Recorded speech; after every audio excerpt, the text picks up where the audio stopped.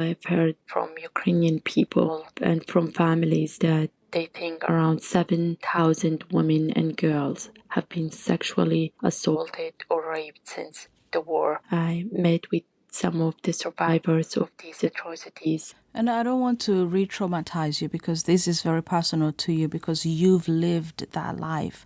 You were sexually assaulted and raped during the Syrian war by the so-called Islamic State militants. But what kind of stories were these women and children telling you? The survivors I met were extremely brave. They're breaking the taboo and stigma of sexual violence as we shared our experiences. One of them described how difficult for her to share her story because she's 61 years old, and it's, even more difficult when you're older. But she said that she knows that, there are 50 other women that she left behind and they need our help, and that is why she's fighting and telling her story, because she wants the world to act and rescue them. Another survivor, she was a mother, and she also described how difficult for her to share her story while she has 4 of her children who were with her and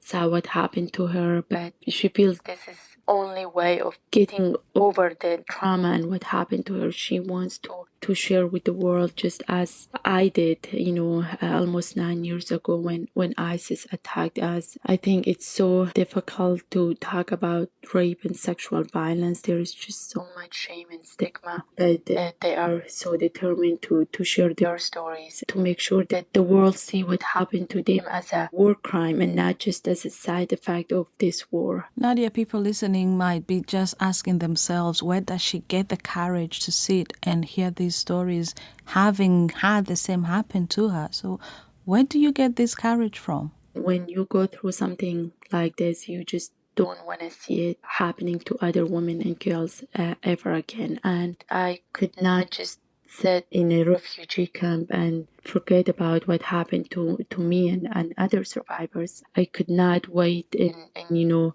when just let the sexual violence remain invisible. I didn't want the sexual violence to be a taboo subject for survivors, because we need accountability, we need justice, we want to hold them accountable, and this is what survivors actually were asking for here in Ukraine. For so long, it has never given the attention that it deserves, and especially in conflict zones, it was only considered as a side effect of conflict, that if you could hear, listen to survivors, they don't want that anymore.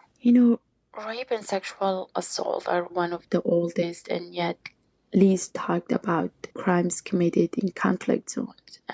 It's also a way to destroy communities from within. The communities and the survivors, they suffer from PTSD, unplanned and unsafe pregnancy, diseases, stigma, and threat of if they ever report or escape from the abuse, that they continue to receive threats. This brutal tactic remains widespread across the world, and it is something that we need to focus on it and raise more awareness, and I think the first step is through education. So what can be done to end this, and most importantly support the victims of these heinous acts?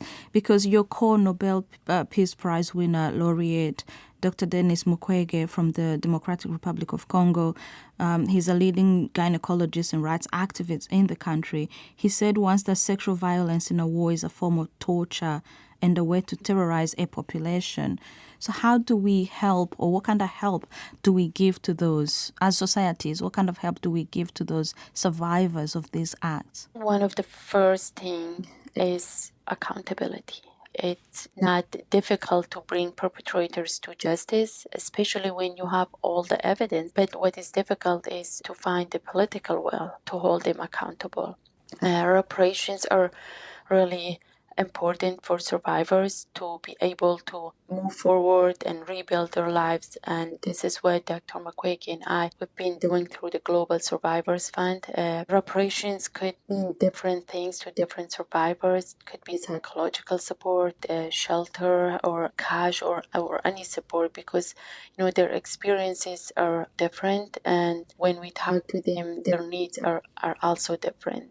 The other important thing is to keep the Murad Code in mind, when journalists, investigators, interviewers, practitioners, anyone who is trying to work with survivors to make sure that they do not re-traumatize them, give them the privacy that they need, and the time they need, and to make sure that the interviews are survivor-centric. So that's how we can help them, and that is how we've been doing this through accountability, reparations, and make sure that survivors have privacy.